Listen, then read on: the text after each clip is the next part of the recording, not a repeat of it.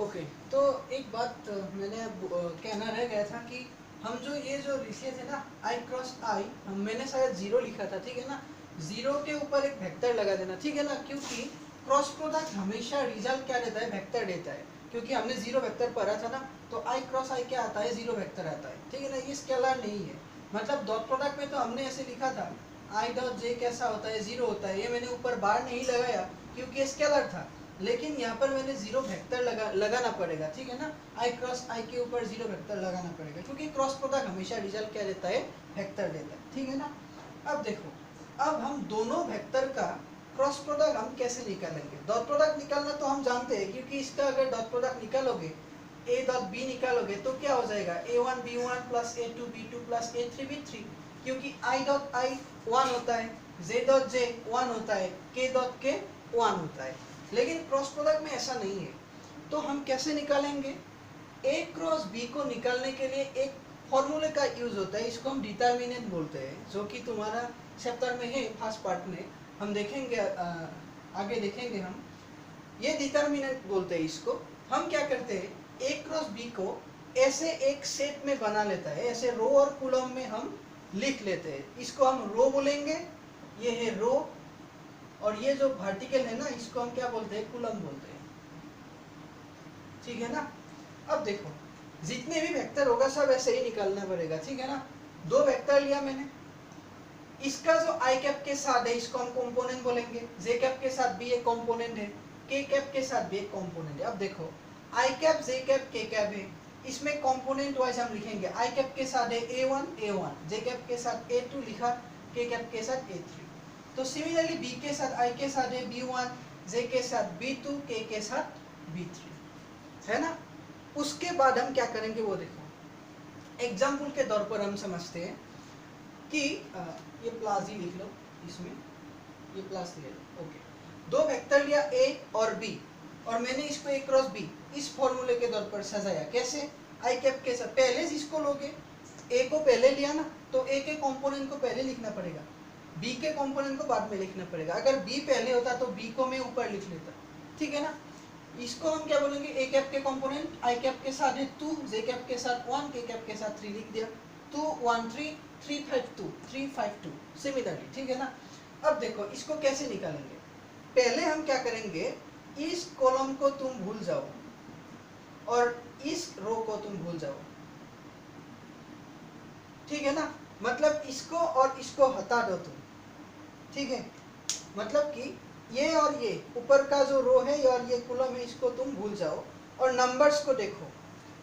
इन numbers को हम cross multiply करेंगे ऐसे, ओके ओके। कैसे लिखोगे, पहले इसको देखो, ये क्या है, आई कैप है, तो आई कैप को लिख लिया मैंने।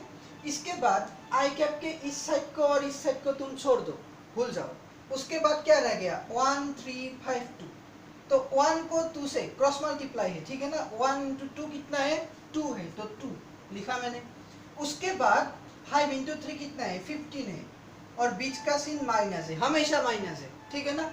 ये वाला साइन माइनस ही है, क्लियर है बात, ओके। आई कैप के साथ हम क्या कर रहे हैं, पहली वाली कॉलम और पहली वाली रो को छोड़कर, ये नंबर्स था, 1 के साथ 2 को मल्टीप्लाई किया, लिखा, 5 के साथ 3 को किया, 15 माइनस है, 20 का साइन क्या है, माइनस है। उसके बाद ये जो आई कैप है ना, तुम ऐसे एक बात याद रखना, आई कैप के आगे प्लस साइन है, जे कैप के आगे माइनस है, के कैप के आगे प्लस है। इसके बारे में हम बात करेंगे डिटर्मिनेंट्स में, क्यों मैं ऐसा प्लस माइनस लिख रहा हूँ। ऑल्टरनेट है, पहला प्लस दूसरा माइनस, तीसरा प्लस, और अगर कोई आएगा तो उसका माइनस, ठीक है ना। देखेंगे क्यों आता है वो भी, लेकिन हालांकि तुमको ये समझना पड़ेगा कि पहले आई कैप है तो आई कैप को प्लस लिया, उसके बाद हमने कूलम्स को ऐसे लिया। जे कैप के आगे क्या है, माइनस है, सोच लो, बीच का माइनस है, माइनस, जे कैप लगा दो ब्रैकेट, उसी की तरह सेम प्रोसेस। अब क्या करेंगे, जे कैप को तुम छोड़ दो और पहले वाले रो को तुम छोड़ दो। मतलब जे कैप किसमें है, सेकेंड कॉलम में है ना, और फर्स्ट रो में इसको छोड़ दिया, तो कौन कौन बचा, 2 3 3 2, ठीक है ना। तो 2 3 3 2, 2 से 2 कितना 4, माइनस 3 से 3 कितना 9, हो गई ना बात? ओके, इसको थोड़ा क्लियर कर देते हैं। और ये है 2, ये है 3, ओके, ये 3 है और ये 2 है ना? ओके, अब देखो,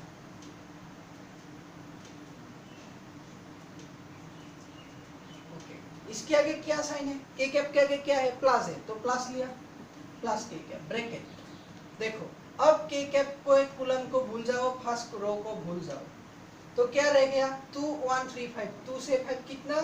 10, तो 10 माइनस 3 इंटू 1 3, तो ये जो रिजल्ट आ गया हमारा, ये आ जाएगा माइनस 13 आई कैप, ये आ जाएगा माइनस 5 और माइनस के साथ माइनस, ये हो जाएगा प्लस 5 जे कैप और ये हो जाएगा प्लस 7 के कैप। तो ए क्रॉस बी किसी दो वेक्टर्स का हम कैसे निकालेंगे? डिटर्मिनेंट्स की हेल्प से, ठीक है ना? तो ये हो गया हमारा रिजल्ट कि ए और बी का क्रॉस प्रोडक्ट हम ऐसे निकालेंगे, ठीक है ना? ओके, आगे देखते हैं। और एक अच्छा एक एग्जांपल हम और लेते हैं, ठीक है ना? ये जो ए क्रॉस बी हमने निकाला, जो भी आउटपुट आएगा वो भी वेक्टर ही होगा, और वो वेक्टर हमको क्या क्या बताएगा? इन दोनों वेक्टर्स का परपेंडिकुलर वेक्टर्स अगर हमको निकालना है। देखो, अभी अभी हमने क्या निकाला? ए क्रॉस बी निकाला ना? मैंने बताया था ए क्रॉस बी किसके बराबर होता है? एक magnitude of A magnitude of B sin theta n cap इसके बराबर होता है। लेकिन अभी अभी वैल्यू इसके साथ इसका बराबर आ गया ना? देखो, अभी कुछ वैल्यू आ गया इधर, आई कैप के साथ, जे कैप के साथ, के कैप के साथ कुछ आया अभी अभी। तो उसके बाद जो वेक्टर्स हैं हमारा, जो भी आउटपुट आएगा, अगर हमको पूछे कि ए और बी का परपेंडिकुलर ऐसा एक यूनिट वेक्टर निकालो जो वेक्टर ए और बी दोनों का कैसा है? परपेंडिकुलर है। तो पहले हम ए क्रॉस बी निकालेंगे, एक वेक्टर आएगा, बहुत अच्छा सा एक वेक्टर आएगा, मान लो उसको हम मान लिया सी वेक्टर। और अगर हमको बोले कि ए क्रॉस बी के डायरेक्शन में रहने वाला जो वेक्टर है यूनिट वेक्टर और दोनों का परपेंडिकुलर, तो क्या करेंगे? इस सी वेक्टर को उसकी मैग्नीट्यूड से क्या कर देंगे? डिवाइड कर देंगे, ठीक है ना? क्योंकि रिजल्ट में तो यूनिट वेक्टर नहीं आएगा ना हमेशा। अभी अभी तो कुछ रिजल्ट आया, मेरा याद नहीं है रिजल्ट, लेकिन जो भी रिजल्ट आ रहा था, जो भी रिजल्ट आ रहा था वो तो कुछ कैसा था? आई कैप के साथ कुछ था, जे कैप के साथ कुछ था, के कैप के साथ कुछ था, लेकिन वो यूनिट वेक्टर तो नहीं था ना, ठीक है ना? हमको अगर बोले कि ए और बी इन दोनों वेक्टर्स की ऐसा एक यूनिट वेक्टर निकालो जो इन दोनों का परपेंडिकुलर हो, ठीक है ना? तो तब हमको क्या करना पड़ेगा? इस वेक्टर्स की मैग्नीट्यूड से उसी को डिवाइड करना पड़ेगा, तब जाकर हमको क्या मिलेगा? एक ऐसा यूनिट वेक्टर मिलेगा ना। और ऐसा यूनिट वेक्टर हमको किसकी हेल्प से मिली? ए और बी की हेल्प से मिली, ठीक है ना? तो हम उसी तरह से हम मैथ्स को आगे बढ़ाएंगे, ठीक है ना? उसी तरह से करना है। ओके, अब देखते हैं, आगे देखते हैं और भी प्रॉब्लम्स, ठीक है ना? तुम लोग करके देखना, मैं तुम लोगों के लिए एक छोड़ देता हूँ ये चीज, ठीक है ना? आई कैप प्लस जे कैप प्लस 3 कैप और बी वेक्टर है आई प्लस 5 जे कैप प्लस 2 के कैप, इसको करके देखना, ठीक है ना? और इसके साथ ऐसे पहले सजा लेना, रो और कॉलम में, रो में सजा लेना, और उसके बाद जैसे मैंने दिखाया अभी अभी एग्जाम्पल, उसी के हिसाब से कर लेना, ठीक है ना? ओके, तो आगे देखते हैं और एक चीज। तो हमने डॉट प्रोडक्ट सीखी और क्रॉस प्रोडक्ट भी थोड़ा बहुत सीख ली। ओके, और आगे हम क्या करेंगे? हाँ, अगर किसी भी वेक्टर ए का उसकी खुद के साथ क्रॉस प्रोडक्ट लिया जाए तो रिजल्ट क्या आएगा, ठीक है? तो रिजल्ट कैसा आएगा? वो तो सिंपल बात है ना, क्योंकि एक वेक्टर वो खुद का क्या है? कोइंसाइड है, और कोइंसाइड का मतलब क्या है? पैरेलल वेक्टर्स है, तो इन दोनों का बीच का एंगल कैसा है? जीरो ही है ना, क्योंकि ए वेक्टर खुद के साथ कितना एंगल बना रहा है? जीरो बना रहा है, तो sine of 0 degree n cap, और इसका रिजल्ट कितना आ जाएगा? जीरो वेक्टर, ऊपर वेक्टर लगाना जरूरी है, ठीक है ना? डॉट प्रोडक्ट में लगाना जरूरी नहीं है रिजल्ट में, लेकिन क्रॉस प्रोडक्ट में ये लगाना जरूरी है, ठीक है? ओके, अब आगे देखते हैं हम। हाँ, एक रिजल्ट में बता देता हूँ। ओके, ये जो A क्रॉस B है, ये जो A क्रॉस B हम बोल रहे हैं ना, ये जो मैग्नीट्यूड है दो वेक्टर का, ये नोट कर लेना। A क्रॉस B दो वेक्टर का क्रॉस प्रोडक्ट निकाल के अगर तुम उसका मैग्नीट्यूड ले रहे हो, this represents the area of a parallelogram, मतलब ऐसा, ठीक है ना। पैरेललोग्राम का क्या बता रहा है ये ABCD, अगर ये पैरेललोग्राम है तो A cross B represents the area of a parallelogram whose adjacent sides are A and B। मतलब कि अगर इस डायरेक्शन में कुछ वेक्टर है A, इस डायरेक्शन में कुछ वेक्टर है B, तो A और ये तो इक्वल आएगा ना, और ये B वेक्टर हो जाएगा, ठीक है ना।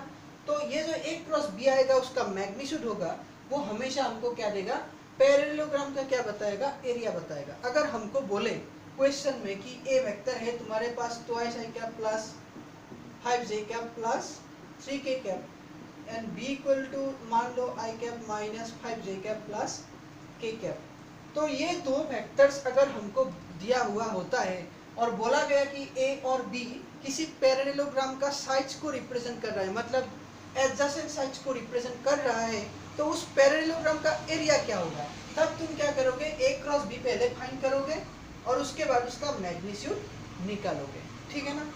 और उसका मैग्नीट्यूड निकालने के लिए, मैग्नीट्यूड तो हम जानते हैं किसी भी वेक्टर्स का मैग्नीट्यूड क्या होता है, रूटों बार क्या होता है, उसका कंपोनेंट का स्क्वायर का समेशन, ऐसा होता है ना, ठीक है ना।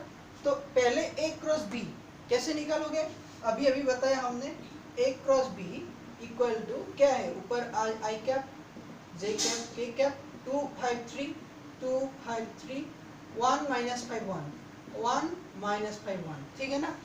अब हमको इसको निकालना है, इसको निकालने के लिए क्या करोगे, i कैप लिख लिया मैंने, पहले i कैप लिख लिया, उसके बाद रह कौन जाएगा, i कैप को ले लिया, मतलब i कैप को छोड़ दो, पहले कुलम को रो को छोड़ दो, और उसके बाद 5 इंटू 1 कितना 5, 20 का सिंबल तो हमेशा माइनस होता है। और अब देखो माइनस 5 इंटू 3 माइनस 15, लेकिन इसके साथ जोड़ने पर क्या हो जाएगा, प्लस 15। जे कैप क्या है, हमेशा माइनस रहता है, तो माइनस जे कैप, उसके बाद जे कैप की ये कुलम को छोड़ दो, 2 3 1 1, 2 से 1 को मल्टीप्लाई 2 माइनस 1 इंटू 3 3 हो गई ना। और उसके बाद एक रह गया शायद के कैप, क्योंकि के कैप क्या गया, प्लस है, ऐसे प्लस माइनस, तो प्लस रह गया, इसको छोड़ दो, इस कुलम को छोड़ दो, तो 2 5 1 5 1 माइनस 5, तो 2 इंटू माइनस 5 ये हो जाएगा माइनस 10, 20 का साइन माइनस 1 इंटू 5, तो ये हो जाएगा 5। तो इसको अगर तुम सिंप्लीफाई करोगे तो रिजल्ट कैसा आएगा, 20, सॉरी ऊपर, हाँ इधर लिख दिया मैंने, कैसा आएगा 20 i कैप, ये आ जाएगा माइनस 1 प्लस जे कैप, और ये आ जाएगा इधर माइनस 15 के कैप। ये हमारा A क्रॉस B आया है, लेकिन बोला क्या मैग्नीट्यूड निकालो। इस वेक्टर का तुम अगर मैग्नीट्यूड निकालोगे, जो भी रिजल्ट आएगा ना, वो क्या बताएगा हमको, पैरेललोग्राम का एरिया बताएगा, जिसका साइड A और B डिटरमाइन कर रहा है, ठीक है ना। तो देखते हैं क्या होता है, इसके बारे में देखते हैं कैसा होता है। तो मैग्नीट्यूड निकालो, निकालने की कोशिश करो यहाँ पर, तो क्या हो जाएगा, root over 20 square plus 1 square plus minus 15 का स्क्वायर, तो ये हो जाएगा 400 प्लस 1 प्लस 2 टू 5, मतलब कि 620, हाँ 6 to 6, ठीक है, 6 to 6 हो जाएगा, ओके 6 to 6, ठीक है ना। तो ये हो गया हमारा एरिया, और यूनिट क्या हो जाएगा, स्क्वायर यूनिट, क्योंकि एरिया का यूनिट क्या होता है, स्क्वायर में ही होता है ना, मीटर स्क्वायर सेंटीमीटर स्क्वायर, तो जो भी यूनिट होगा स्क्वायर यूनिट लिख दिया मैंने। तो अगर हमको बोले कि इस A और B जो किसी पैरेललोग्राम की साइड को रिप्रेजेंट कर रहा है, उसका एरिया कितना है, तो तुम हमेशा क्या करोगे, A क्रॉस B फाइंड करोगे, उसका मैग्नीट्यूड निकालोगे, क्योंकि A क्रॉस B हमेशा वेक्टर देता है ना, एक मैंने बताया, क्रॉस प्रोडक्ट को हमेशा वेक्टर प्रोडक्ट भी बोलते हैं, तो इसका मैग्नीट्यूड हमको क्या देगा, इस पैरेललोग्राम का क्या देगा, एरिया देगा, ठीक है ना। तो आगे हम और देखेंगे, और आगे हम जाकर वेक्टर्स की और थोड़ा बहुत प्रॉब्लम्स के बारे में बात करेंगे, ठीक है ना। तो हम धीरे धीरे वेक्टर्स को ख़त्म करेंगे, उसके बाद हम 3D में फिर आएंगे, ठीक है ना, रखते हैं।